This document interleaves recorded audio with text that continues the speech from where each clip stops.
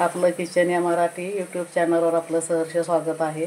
आज बघत आहोत आपण 6 महिन्याच्या बाळापासून ते 1.5 वर्षाच्या बाळापर्यंत पौष्टिक अशी खिचडी। त्यासाठी लागणारे साहित्य: लाल भोपळा, दुधी भोपळा, गाजर, टोमॅटो, फोडणीला कांदा आणि लसूण, हिंग, चवीपुरतं मीठ, हळद आणि छोटी वाटी तांदूळ आणि ती छोटी वाटी अर्धी मुगाची डाळ।